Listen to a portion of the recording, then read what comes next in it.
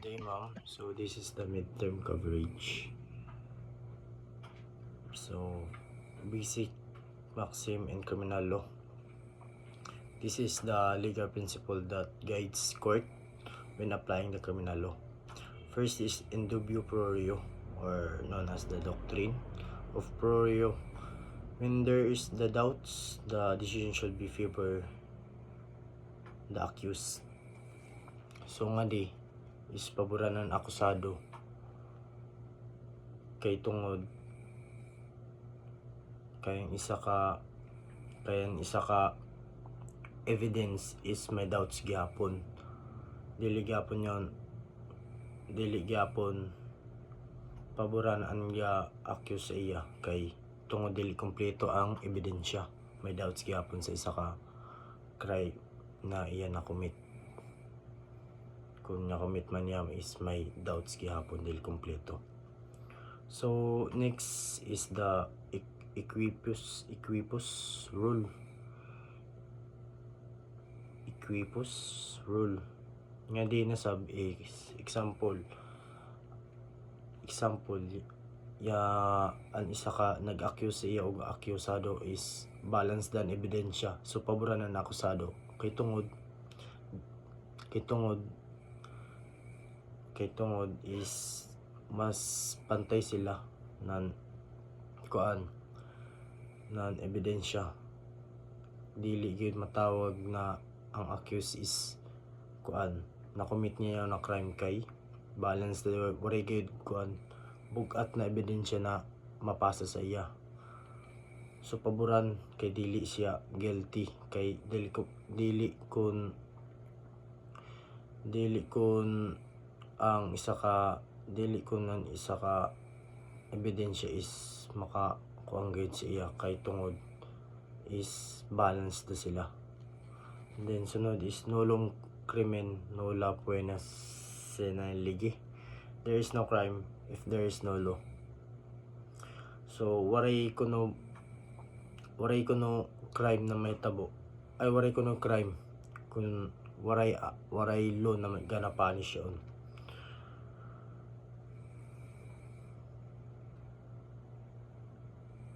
Example yon is sa una dili pa sa uso ang kawat, so pwede daw mangawat sa una kay waray pa ilo na makapanish yon. So next is actus non facit trium nisi mensetaria. An act is not criminal if there is no criminal intent. So example nga di ma'am is may ako yasiko din niya tumba. Waray ako intent na ay tumba siya din niya samad. Then waray ako intent na gituyo ko ito pag siko kay syempre sa isa ka bali to ka kantin nga dasok ta di tungod kay yatod ako din yatod ko siya, pero dili it means waray ako intent na na gituod ko siya para sa madan kibali wala da kibali matuyo nimo an imo gihimo. Di gyapon matawag na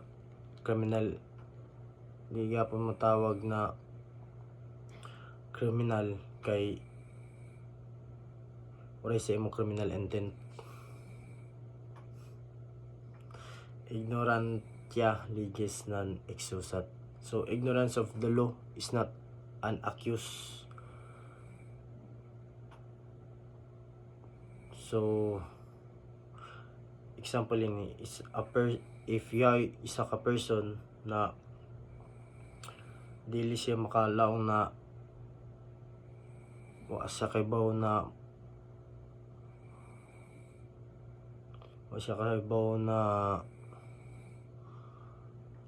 kasayod na may kaso may ang pangpangawat para lang ma-avoid, para lang dili siya kasuhan.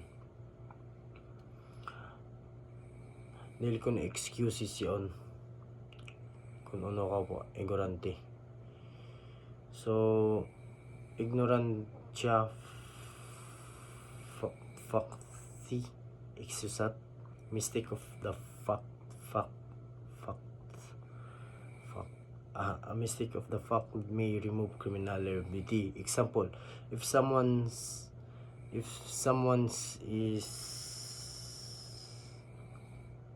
gikuha na ako bag kay tungod is iya bag is parehas nan brand nan ako bag, dili ko na matawag niya na krimen kay wa niya tuyo wa siya kasayod na ako ba ito bag kay parehas kami nan brand nan bag.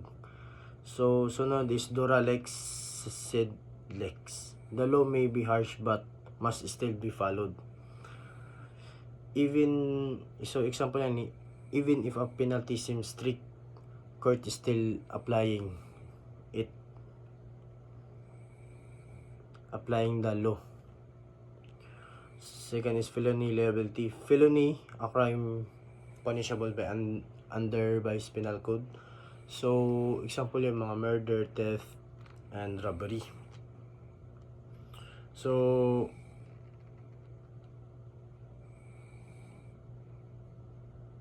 a crime punishable by special law. Offense, a crime is punishable by law. Example yun yung mga drug offenses under the Dangerous Drugs Act. Then misdemeanor, a minor violation, usually an ordinance. So example yun mga sa violating the city curfew, mga minor din sila na kuan. So elements of felony. For a felony to exist, 3 things must be present: is act or omission punishable by law committed by dolo or culpa. Example, I steals a phone. There's an act taking the phone, but it punishable by law. It was done intentionally. So dolo and culpa. Dolo, intentional crime. The act is done with intent. So kinahanglan nimo may requirements yan siya, is may mo dapat freedom, intelligence, or intent. Example yan, may mo giluba. So may mo freedom na lubaon siya o may mo intelligence para makumit mo yun na crime kay may mo intent sa may mo kalangot. So culpa, negligence crime. So the act happens because of neglect of carelessness. So yan for example, ako taxi driver. Drive ako ng gabi, din mintawagan ako sa text na ako asawa is ako din ga-replyan. Din mo ako kabantay na may tao ba na mintabok. So yabangga ko patay. So dili ko siya intention na pat yun. Yapatay siya tungod sa ako pagka-carelessness. So negligence and imprudence. Negligence, failure to pay attention or foresee the danger. So nga di is mga carelessness. Then imprudence, failure to take persecution. So example niyan, nag-drive ako sa mga crowded na street. So stages of execution of the crime. Attempted felony. The offender starts committing the crime but does not finish it. For example, may ako giluba, then mintakas din ako kay hadlok kay ipatay siya yun, wadan siya nan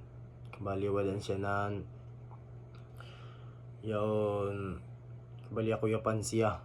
Then pagkada sa ospital din niya dayo siya ng treatment.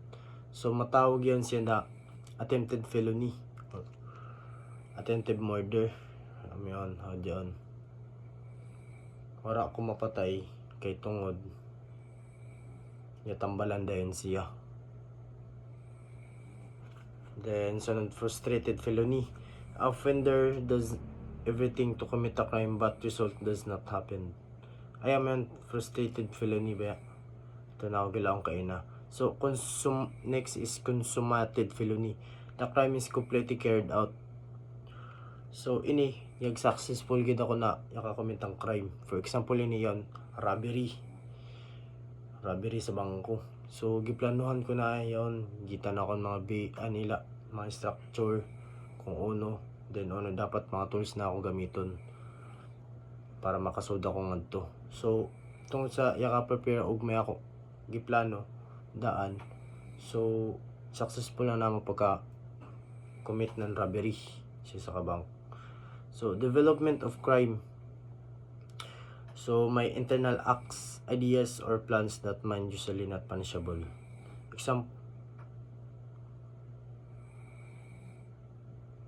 Example ko yung ito nag-grab ng store.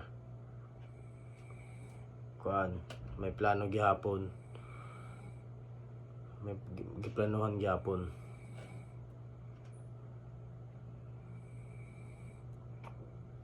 Pero yan dito na akong example parehas na sila. May pagka-similarities.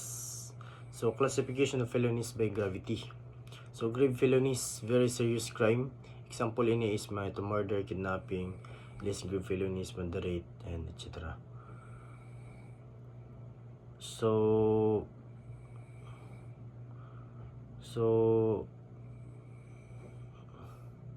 another example is yung mga slight physical injury, minor theft, light felony, mga minor offenses. So, conspiracy and proposal. Proposal, a person decides to commit the crime and invites another person. For example, ako, mag-commit ako na mangawat ako sa isa ka store. Din lang ako magtawag ako Miranda. Kay mag-commit kami sa store kibali mga akong tabang kay di ko sakayanan ako na isa. So conspiracy, two or more people agree to decide to commit a crime. So yan isa conspiracy is minsugot si Miranda na mangawat kami sa bangko.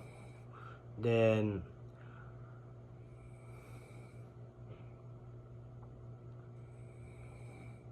so, plurality of crimes. This means more than one a crime committed. Real plurality. I mean, several crimes committed by separately. So, example ini is yun, nakawat akong cellphone. Nagkuhan ako. Steal ng cellphone.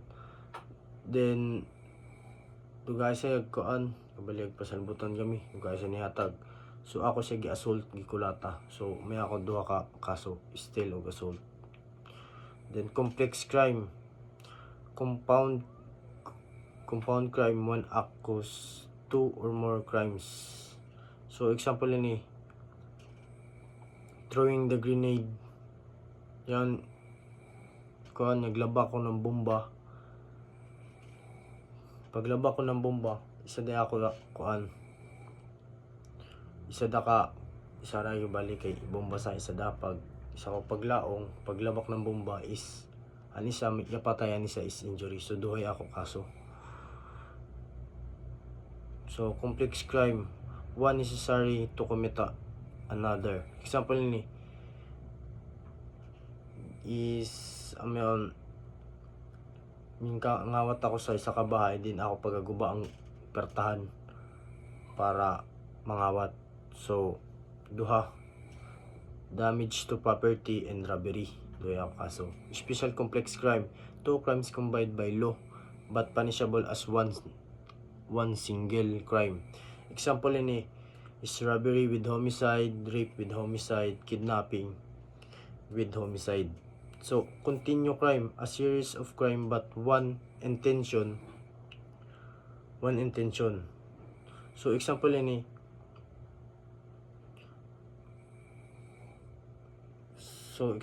stealing money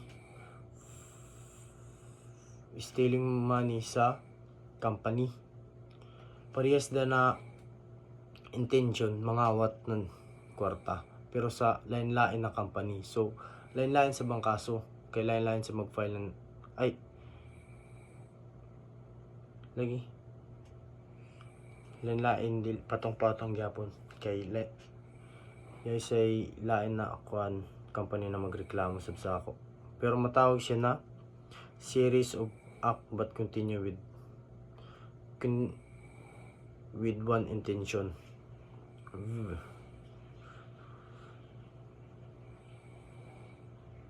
Yeah, the definition of felonies and crimes.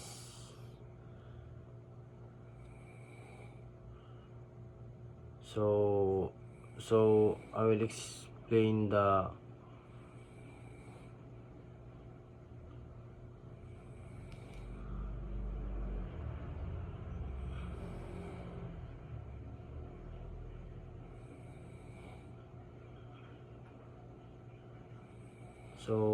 atro ko pag-explain iton. Grave felony, less grave felony, and light felony. So, ang sa grave felony is capital punishable of death. Art 25 classified of penalty, capital punishment, and afflictive penalty. So, death abolished by RA 9346. Regulation perpetua 20 years to first days to 40 years. Execution per temporalis 12 years 1 day to 20 years. Then person mayor 6 years to 1 day. Amen nga na sa Art 27 duration penalty. So nga ni sa Art 19 perception of crime is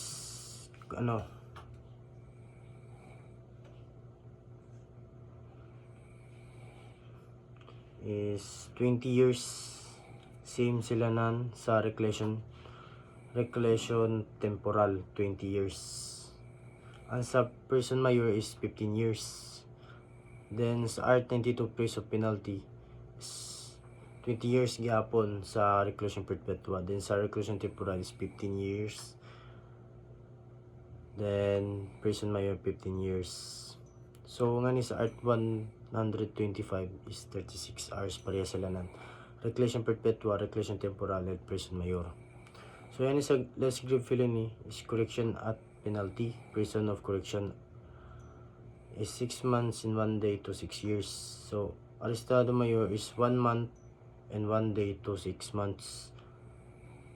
Suspension and so nga ni sa Art 90 perception of crimes sa prison of correctional is 10 years. Then sa aresto mayor is 5 years. And yan is a suspension and destierro is 10 destierro.